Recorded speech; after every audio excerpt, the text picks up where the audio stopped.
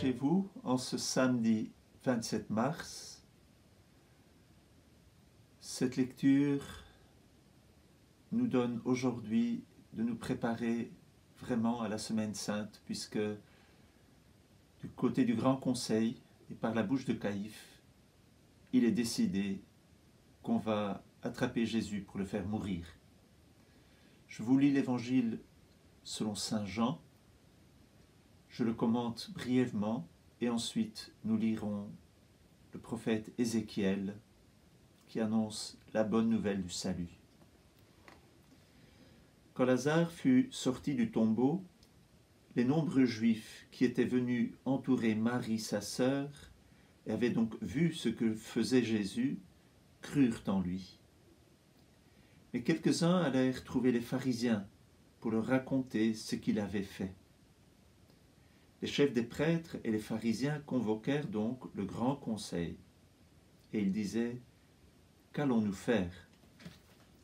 Cet homme accomplit un grand nombre de signes. Si nous continuons à le laisser agir, tout le monde va croire en lui, et les Romains viendront détruire notre lieu saint et notre nation. » Alors l'un d'entre eux, Caïphe, qui était grand prêtre cette année-là, leur dit : « Vous n'y comprenez rien. Vous ne voyez pas quel est votre intérêt. Il vaut mieux qu'un seul homme meure pour le peuple et que l'ensemble de la nation ne périsse pas. » Si Caïphe dit ceci, c'est parce que, pour des raisons politiques, il vaut mieux qu'un seul disparaisse. Le grand prêtre, c'est le représentant de Dieu auprès de son peuple, et il agit, on le verra aussi, selon la providence, puisqu'il faudra bien que Jésus soit livré. C'est pour ça que Jésus est venu dans le monde, pour donner sa vie, pour mourir, pour sauver les hommes par sa mort. Mais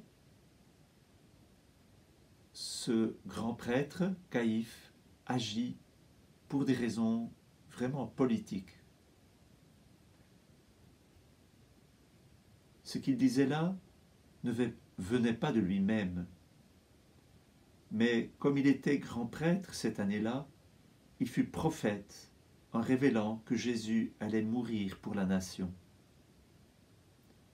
Or, ce n'était pas seulement pour la nation, c'était afin de rassembler dans l'unité les enfants de Dieu dispersés. Donc la providence se sert de ce grand prêtre pour que Jésus soit livré, pour qu'il soit livré à la mort. Il est grand prêtre, donc il parle au nom de Dieu. Et la providence se sert de cet homme qui, pour des raisons politiques, choisit de tuer Jésus. Il est prophète et il ne va pas livrer seulement sa vie pour la nation. C'était afin de rassembler dans l'unité les enfants de Dieu dispersés. Si vous voulez, vous pouvez aujourd'hui relire un bout du livre de la Genèse. Vous savez que le livre de la Genèse nous parle des récits de la création et des récits de la chute. Et au chapitre 11, nous trouvons la destruction, la tour de Babel et leur histoire du salut qui va commencer au chapitre 12 avec Abraham qui vient comme père des croyants changer, ouvrir l'histoire du salut. Eh bien, Jésus, il vient pour rassembler dans l'unité les enfants de Dieu dispersés. Comme Abraham, il est le Père dans la foi, il est le début du salut. Jésus vient accomplir, non seulement pour cette nation, mais pour tous les humains, l'histoire du salut. À partir de ce jour-là, le Grand Conseil fut décidé à faire mourir Jésus. C'est pourquoi Jésus ne circulait plus ouvertement parmi les Juifs. Il partit pour la région proche du désert, dans la ville d'Éphraïm, où il séjourna avec ses disciples. Donc, on dirait que Jésus fuit, et c'est vrai, son heure n'est pas arrivée. Quand son heure sera arrivée, il se laissera attraper.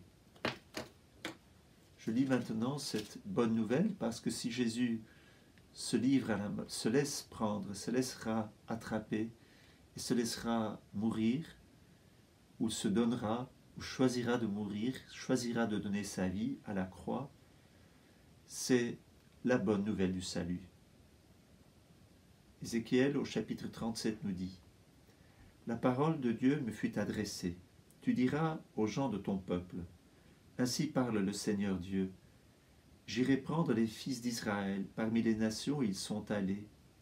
Je vais les rassembler de partout et les ramener sur leur terre. J'en ferai une seule nation dans le pays, sur les montagnes d'Israël. Ils n'auront tous qu'un chef, qu'un seul roi. Ils ne formeront plus deux nations. Ils ne seront plus divisés en deux royaumes. Ils ne vont plus se souiller avec des idoles et leurs horreurs avec toute leur révolte. Je les sauverai en les retirant des lieux où ils ont péché. Je les purifierai. Ils seront mon peuple et je serai leur Dieu. Mon serviteur David régnera sur eux. Ils n'auront qu'un seul berger. Ils obéiront à mes décrets. Ils observeront fidèlement mes commandements. Ils habiteront le pays que j'ai donné à mon serviteur Jacob, le pays que leurs pères ont habité. Ils habiteront eux-mêmes et leurs enfants et les enfants de leurs enfants pour toujours. David, mon serviteur, sera leur prince pour toujours. Je conclurai avec eux une alliance de paix, une alliance éternelle. Je les rétablirai, je les multiplierai, je mettrai mon sanctuaire au milieu d'eux pour toujours. Ma demeure sera chez eux, je serai leur Dieu, ils seront mon peuple. Alors les nations sauront que je suis le Seigneur, celui qui sanctifie Israël, lorsque mon sanctuaire sera au milieu d'eux pour toujours. Bonne nouvelle donc, si Jésus se livre à la croix, c'est pour sauver. Mystérieuse histoire du salut.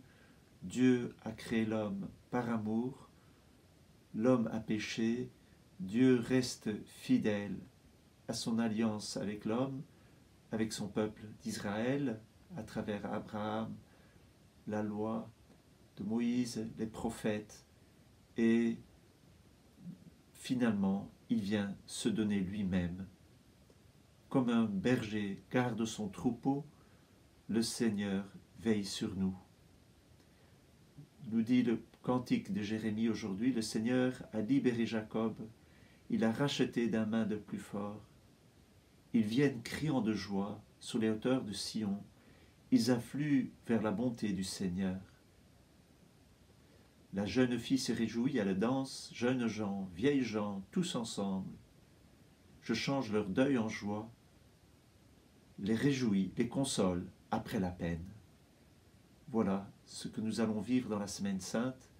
Voilà pourquoi nous allons vers Vendredi Saint et vers Pâques. Bonne journée, à demain.